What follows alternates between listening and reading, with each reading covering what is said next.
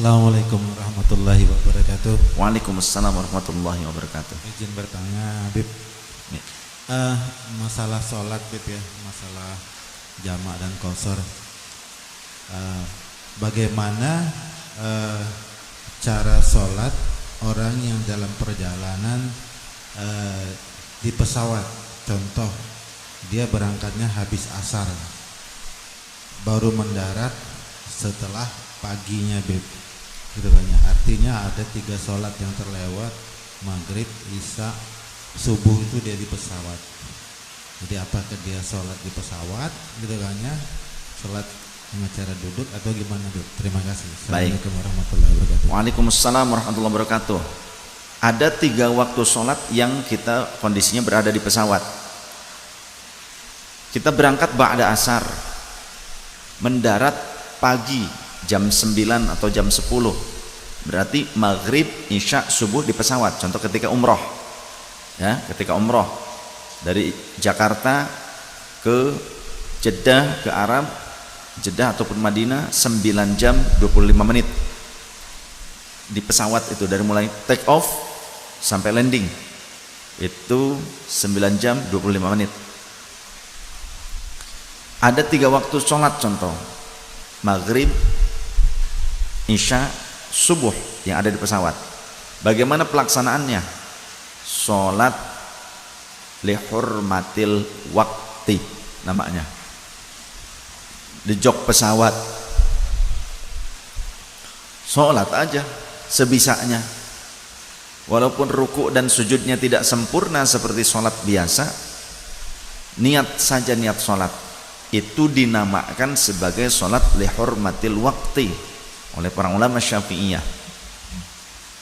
Sholat ini mewajibkan kita mengqadha'nya ketika kita ada kesempatan waktu nanti, kalau sudah di darat kapan saja. Tidak berarti harus langsung pas mendarat langsung mengqadha', tidak harus begitu ya, cari waktu santai.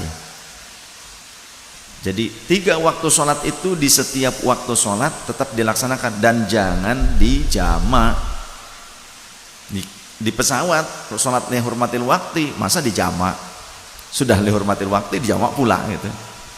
Apalagi faqidut tahuro ini tidak bisa melakukan bersuci dengan air secara sempurna ataupun dengan debu untuk tayamum, debunya yang zohir nggak ada, cuma isyarat saja di jok penumpang seolah-olah ada debu tapi tidak zohir debunya, itu cuma isyarat, itu ikhtiar, dilakukan itu ya. Kemudian laksanakan sholat sebisanya, jangan dijamak. Jadi tiap waktu sholat tiap waktu sholat. Nanti kalau kita sudah di Madinah, sudah di hotel, kemudian ke Masjid Nabawi, qadha nanti di Masjid Nabawi, qadha sholat yang 3 itu ya, itu tidak dosa, boleh. Itu namanya sholat lihurmatil waktu. Dikategorikan ya sholatnya seperti biasa sholat. Niat waktu maghrib ya, niat saya sholat maghrib lillahi ta'ala. Waktu isya niat saya sholat isya lillahi ta'ala. Subuh ya niat saya sholat subuh lillahi ta'ala. Begitu niatnya seperti itu. Istilahnya para fuqaha menyebutnya itu disebut sholat lihurmatil waktu. Sholat karena setiap waktu datangnya waktu sholat, ada hak waktu tersebut untuk kita melaksanakan sholat, ada kewajiban melaksanakan sholat. Tapi karena faqidut tahura ini kita tidak bisa menggunakan air dengan sempurna seperti wudhu di darat, karena nanti bisa terjadi bahaya kan, kalau berlebihan semua penumpang wudhu di pesawat kabeh konslet ya nyungsem ya atuh. Sedangkan saja itu pakainya pakai sistem angin, kita push tuh bukan berarti ucing, ucing dirinya dicolok, push teh colok gitu ya. Lain subscribe, lain tak cari tombol subscribe mana, oh moal kapanggih ya tuh ya. Di toilet pesawat push, nah, pada saat dicolok langsung suaranya kencang. Itu kita ketarik, airnya itu cuma rembes sedikit doang dari pinggiran tuh langsung set, air itu cuma sedikit ya untuk membasahi itu, tapi angin yang kencang ya. Makanya pada saat dipencet push, kepala kita jangan di situ, nanti ke bawah.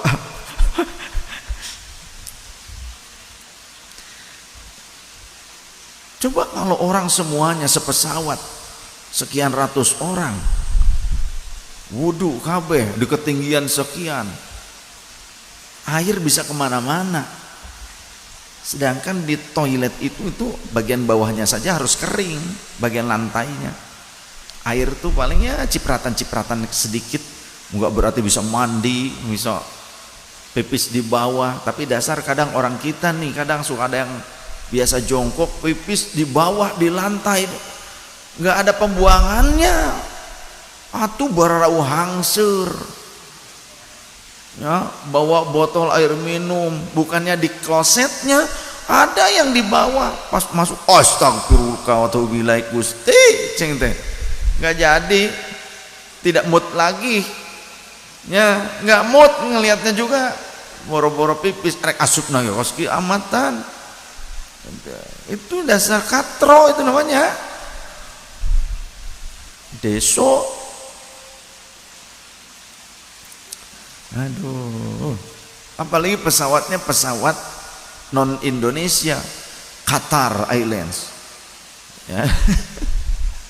Emirat. Terus bingung ngomongnya gitu.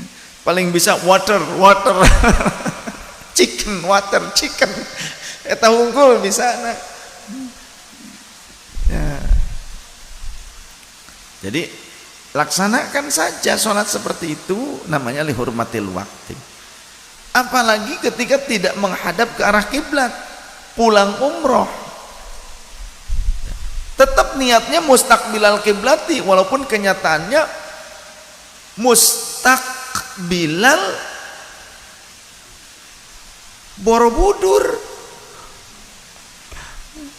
atau mustaqbilal monasi. Ya, tidak perlu diucapkan mustaqbilal monasi, mentang-mentang alumni Monas Limin, tetap saja mustaqbilal kiblati ya, walaupun ngadepnya ke arah Monas. Jangan merasa lebih afdol karena di situ tempat saya berkumpul dan mendapatkan lisensi jadi ulama. Dia merasa afdol ngadep ke arah Monas gitu. Tetap laksanakan sholat, nggak berarti kita langsung berbalik ke arah sana, mentang-mentang di bagian belakang itu pantry ada pramugari cantik. Pada saat sholat ngelihat ke sana enak amat kamu. Namanya sholat lihurmatil wakti dan wajib mengkodoknya. Kalau ternyata terjadi accident, naudzubillah ya, mudah-mudahan kita selamat semuanya.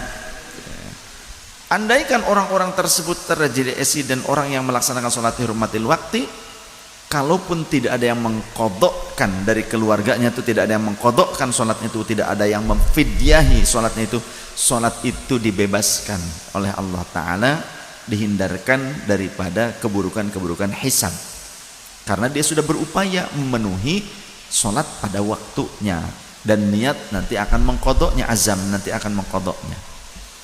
Kurang lebih demikian.